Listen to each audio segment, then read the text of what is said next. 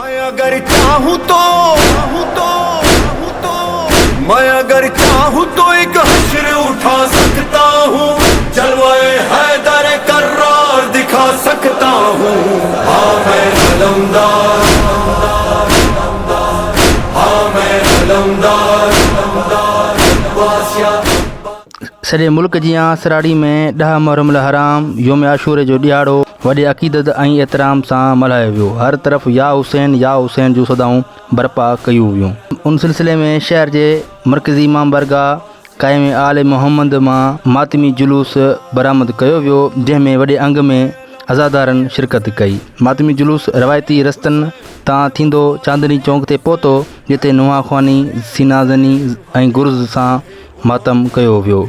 ज़ख़्मी अज़ादारनि खे तिबी सहूलतूं ॾियण लाइ रेस्क्यू 1112 ऐं रूरल हेल्थ सेंटर जे MS डॉक्टर इरशाद ज़रदारी तरफ़ां इंतज़ाम कया विया, जिते ज़ख़्मी अज़ादारनि खे तिबी इमदाद ॾिनी वई। जीअं त अॼु 10 मुहर्रम हराम जो ॾींहुं आहे, जेको इमाम हुसैन अलैहिस्सलाम जी शहादत जो ॾियारो आहे। उन ॾियारे ते असांजे शहर सराड़ी शहर में आज़ादारी जे हवाले सां जुलूस कढियो वियो आहे, जेको सुबुह खां जारी व सारी आहे, जंहिंमें मुख़्तलिफ़ क़िस्मनि जूं सबीलूं नगर न्याज़ जो अहतमाम कयो आहे। आज़ादार परे परे खां काफ़िला खणी हिते आया आहिनि ऐं आज़ादारी ज़ंजीर ज़नी ऐं नुआ ख़ानी कई वई आहे ऐं मजलिसुनि जो बि प्रोग्राम रखियो वियो आहे जुलूस जे अंदरि। शब आशूर जो ॾींहुं इमाम हुसैन अलैहिस्सलाम ऐं संदसि साथियुनि खे पुरसो ॾियण लाइ सराड़ी शहर में हर साल वांगुरु बि अॼु बि हिकिड़ो जुलूस कढियो वियो हो। सुबुह खां वठी तव्हां पाण ॾिठो त मोमिननि सीनाज़ानी करे ज़ंजीर ज़ानी ऐं मजलिसूं बर्पा करे त मौला हुसैन ऐं संदसि साथियुनि खे भेटा पेश कई।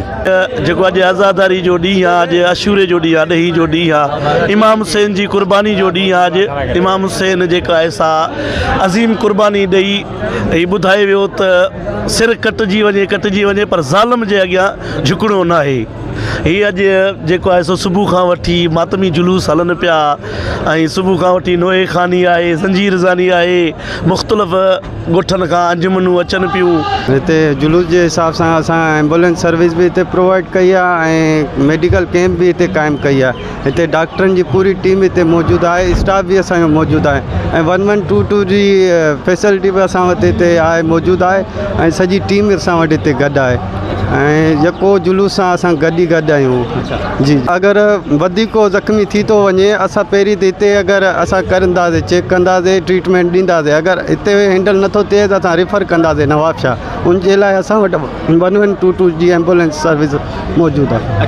MS हेल्थ सर्विस असां जीअं DHO साहिबु अलाइन कयो सराड़ी मोहतम लाइ ऐं डॉक्टर साहिब जी टीम असां गॾु आहियूं ऐं इंशाअल्लाह आख़िर ताईं हूंदासीं ऐं हिते जेके बि ज़ख़्मी थियनि था असां उनखे फर्स्ट एड प्रोवाइड कयूं पिया ऐं ॿियो त इन केस सीरियस ज़ख़्मी थिए थो त डॉक्टर साहिब अगरि असांखे रिफ़र कंदा असां उनखे PMC नवाबशाह खणी वेंदासीं। 10 मुहर्रम शहादत इमाम हुसैन अलैहिस्सलाम जे हवाले सां असां MWM जे तरफ़ां हिते मेडिकल जी कैंप लॻाई आहे, जंहिंमें मां मुंहिंजी टीम हिते सभु आज़ादारनि खे इमाम हुसैन अलैहिस्सलाम जे आज़ादारनि खे मेडिकल ट्रीटमेंट ॾेई इमाम हुसैन खे पंहिंजो भेटा पेश करे रहिया आहियूं। आज खां पोइ ज़ंजीर ज़नी ऐं सीनाज़नी स्टार्ट थिए तीअं को असां हिनखे सर्विस ॾींदा पिया अचो आज़ादारनि। जॾहिं त मातमी जुलूस पंहिंजे मुक़ररु कयल रस्तनि रूटनि मुख़्तलिफ़ चौकनि खां थींदो चांदनी चौक ते पहुतो, जिते शाम ग़रीबा मजलिस अज़ा बर्पा करण बाद जुलूस पंहिंजे मुक़ररु मंज़िल इमाम बारगाह क़ाइम आले मोहम्मद ते पहुची इख़्तिताम पज़ीर थींदो।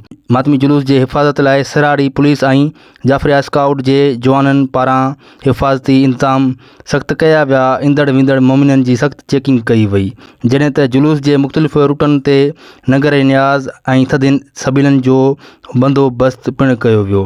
कैमरामैन टीम सां गॾु रियाज़ ज़रदारी, सिंध TV न्यूज़।